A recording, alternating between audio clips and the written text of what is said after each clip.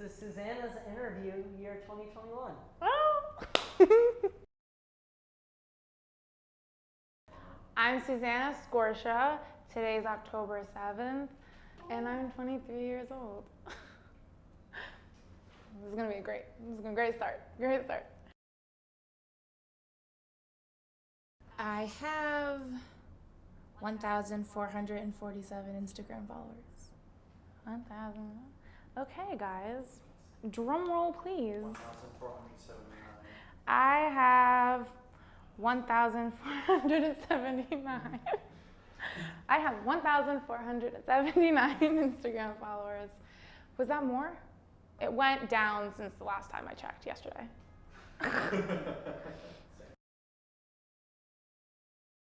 It's a modeling picture of me working with Let's Shoot Sarah, still frames and stilettos. It was a boudoir shoot that I did a few years back with an amazing photographer. It's got 470 likes. She's so chatty, this one.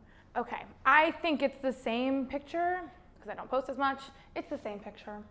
Yeah, 454 likes.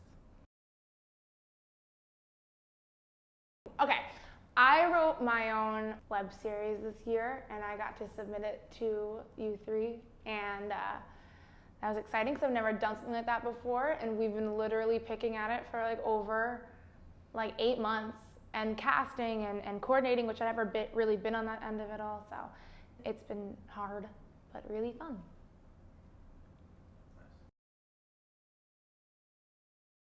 I don't think it's changed. That's such a philosophical question, guys. What does Blackwolves mean to me? It means that I get to collaborate with really fun, ambitious people who are super talented, who I get to bounce ideas off of, who are just honest and aren't going to BS me or sugarcoat my ideas or how the industry works. When I started in acting and modeling, I didn't really know how to go about it, and I think after a lot of trial and error, I slowly learned that if you want to start, really working your way through the business, you have to start organizing things on your own. And so if you're not getting cast in things, you have to start pitching and writing and networking. And so being a part of Blackwolves is an opportunity to constantly be creating and bouncing ideas off of people. So if I'm not getting cast, I can at least still, be a part of the game and keeping myself busy. She really said it so beautifully, guys.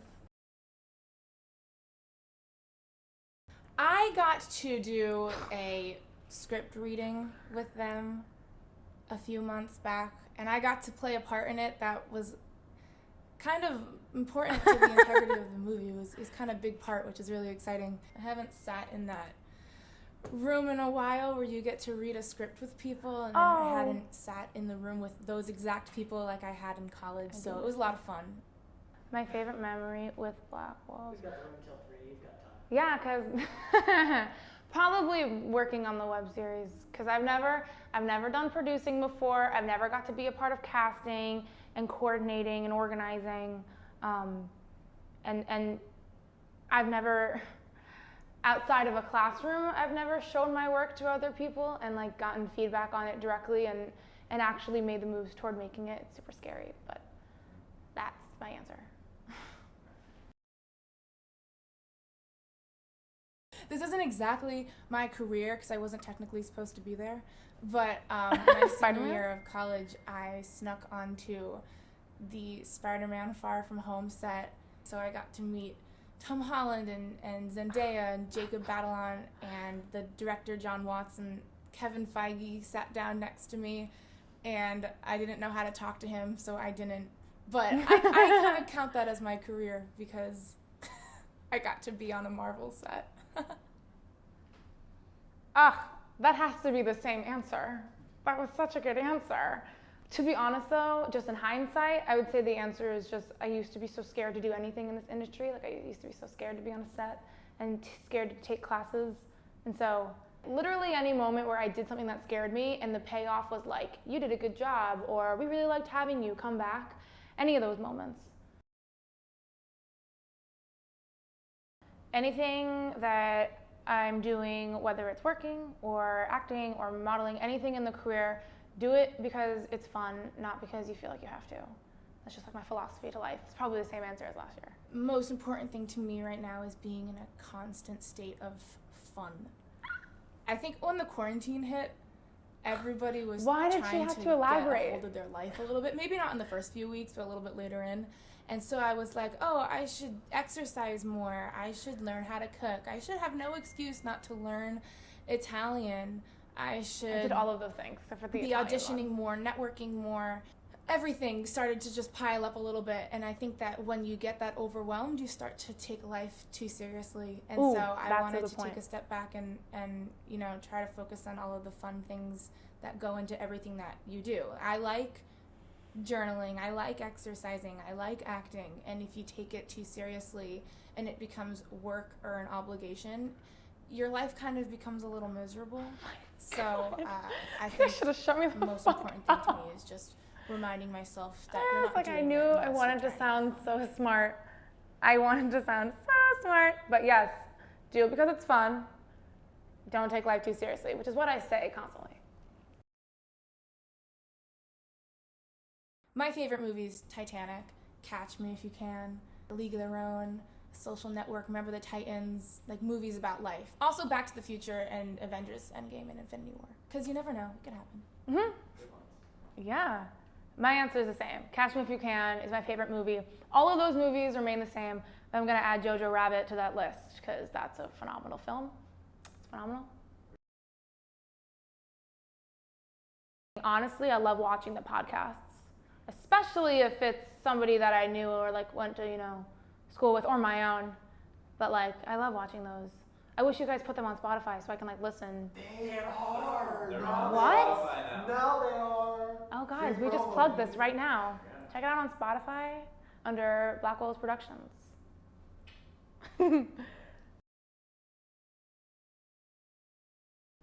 Red. I like purple. Sometimes black. I like yellow. But purple's pretty. Stopped. I was like, I like purple.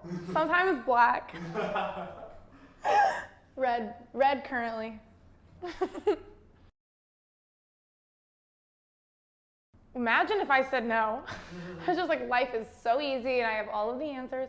Do I feel pressure? Yes. Especially in the industry. Just because, especially when you're on a big set and you see like all of the work that goes into making sure everything is on time and everything is done right, and like you're the new person and you're still learning, and if you mess up, like everything else could get messed up. That's a lot of pressure. I don't want to F that up.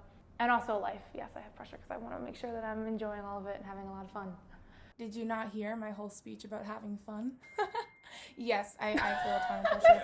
I think I'm constantly trying to complete so many different tasks at once. Like auditioning. I hate auditioning. Auditioning is not fun. I don't hate auditioning as much anymore. The worst part about being in this industry. It's basically like every week you go on like 5 job interviews and you get like 5 to 10 minutes to win people over with your talent and personality.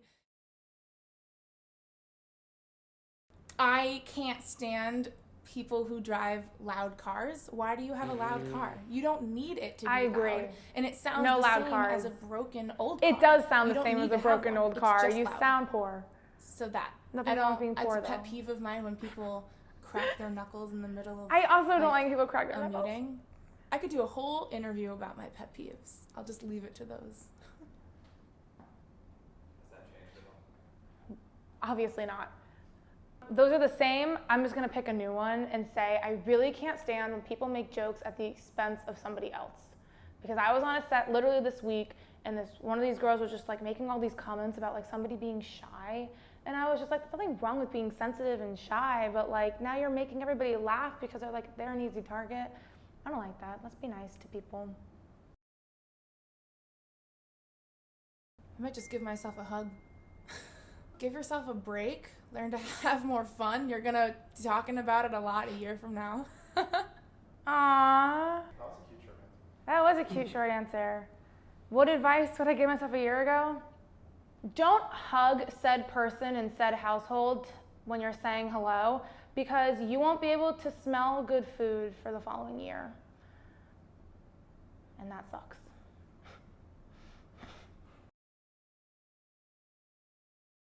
I performed with Al Pacino. Oh. Kind of. I was an extra in the movie Paterno, and I got to stand 5 feet from him. That counts. That counts. It was Al Pacino. It counts. Who's the biggest person I performed with? This week, I worked a modeling gig with Anthony Anderson was there, Victor Cruz was there, Michael Strahan was there, and Justin Tuck was there. And I was like the only model that knew who the Giants players were, and that was really exciting. And modeling's working with them, so that. Also Al Pacino, but like still, this one's recent. Paul Rudd. I love Paul Rudd. I love that he's an actor that can jump from comedy to drama. If you play like 6 Degrees of Kevin Bacon, swap Kevin Bacon out for Paul Rudd because he's been in everything. That hasn't changed. I'm adding Billy Crudup to that list because his performance in the morning show is so good. I don't only want to work with him, I really want him to teach like a master class or something, because like seriously, he's phenomenal. The 3 girl actresses that were in One Tree Hill have their own podcast right now where they talk about filming the show, what it was like to be like new actors at that time and being women on a set like in the early 2000s and like all of the drama that came with that. And it's so insightful and it's really fun to listen to. So they're my favorite artists right now. And Bo Burnham. Always. I grew up loving the show Scrubs. It is my family's Bible. And the Scrubs actors, Zach Braff and Donald Faison, have a podcast out right now. I do still love the podcast. Go through every single episode and talk about what it was like to work on that episode and their audition processes and, you know, all of their stories. And they bring on the creator of the show, Bill Lawrence, and like John C. McGinley, who's an incredible actor, and they have Ryan Reynolds on because he was on one of the shows. So I've been listening to that podcast a lot, and they collectively are my favorite artists right now. I agree. I'm going to stop shitting on myself because I gave good answers. I still love the Fake Doctors, Real Friends podcast. I love listening to them, but the One Tree Hill one is great.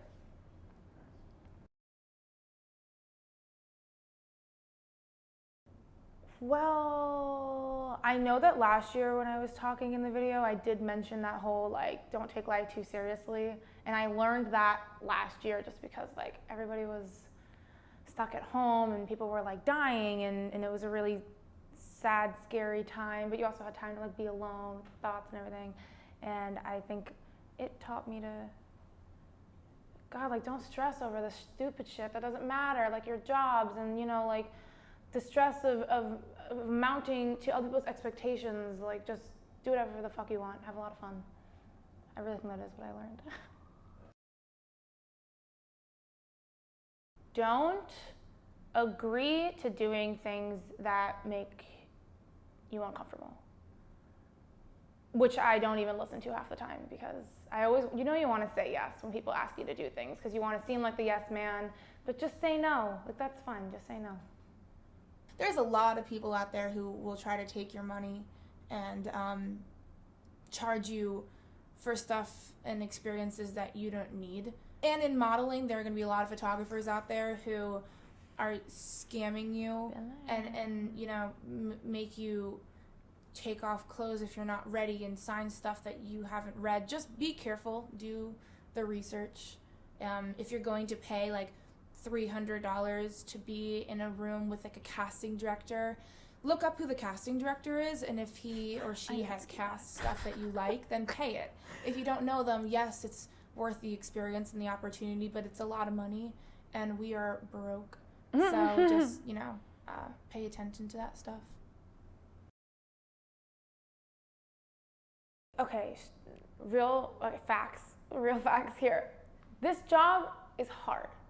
It's so hard to get another job you can balance your time with. It's hard to coordinate sets. It's hard to write. It's hard to get people all together. It's hard to learn your lines. It's hard to learn your character. And then, it's so much work. Even if the outcome, whatever you make, doesn't end up looking great or being great, it's still like a ton of work. And I just wish that when people, when I say, I'm going to be an artist, I wish the response wasn't, yeah, but what do you do? Or like when you put something like out there, we're all so critical of it, and I wish people were just a little more like, wow, that took a lot of work and that was really hard and good for you for completing it. That, I want to see that, because this is a job. This is a real industry. We all work really hard to be in it, and it's not easy. And people need to, give us sometimes we need a pat on the back, I feel like. I think there's a lot of stuff. There's a lot of little things in this industry that really get me. I've been on a lot of sets where I was, 18, 19, 20, 21, and I was around men who were in a position of power, and kind of they said things and did things that weren't necessarily, What were we just talking about? Bad. Like if you look at it, it's that the lines are blurry, but it makes you uncomfortable, and you feel as though you can't say anything because they hired you, or you're working for them, or more importantly, you just really want to look professional, and you want to make it look like, you can say yes to anything because you're new in the industry. Spotify. Yeah. I'll say it again. For my music and my podcast. Or Twitter. It's Spotify for my music and my podcasts. I worked recently on a set where they hired me to model, and the entire time I was there, all I was thinking to myself is, like, what am I doing here? Like, why did they pick me over, like, real models, somebody taller and somebody thinner? And when I'm on, like, acting sets, like a film set, whether I'm acting or I'm a PA, I will think the entire time, like, I don't know what I'm doing. Why did they pick me? Because everything is, working together, and if I'm the one that fucks up, like, I don't want to be, that it's scary. And I think the entire time, I guess, what's it called, Imposter Syndrome? Like, I don't want to give it a label because I don't know if that's what it is, if I'm just, like, diagnosing myself. But I constantly, like, in all aspects of the arts career, I will think to myself, like, why did they pick me? What am I doing here? I don't know what I'm doing. I'm just winging it. They should have picked somebody more talented, and that's really mentally straining. And I think the whole don't take life too seriously thing, just sit back. This is what I tell myself. Sit back and say, you gotta learn somewhere, and they picked you for a reason. And that's gotta mean something. And if they didn't like you, they would have sent you home or not invited you back. They wouldn't hire you again if they didn't like you. That's it. But it's hard to tell yourself that because, I'm not that mentally strong every day.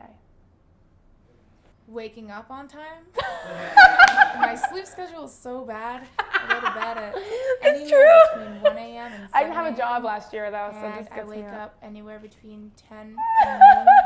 And the days are about to get shorter. I don't want to lose all of that sunlight. And getting auditions, because there's not much happening right now. But mostly the sleep thing. I love me. I want you guys to know how much I love myself. Okay. I would want to donate it to some charities. My father was really big on donating to charities constantly, so I would want to do that too. It's got so much. I feel like a pressure to make sure I don't leave out homelessness and world hunger. Not because I feel like I have to, but because I'd hope that if I got a check, I would do that. And I also think that I would travel. I would go to like Fiji. Or like Greece. Oh, that's a good one, Greece. So I would do stuff for me and for others. I would give it to my mom.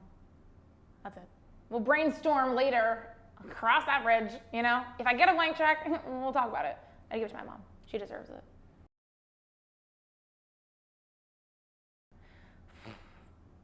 Take it easy. You're working super hard. and you deserve the chances that you're getting.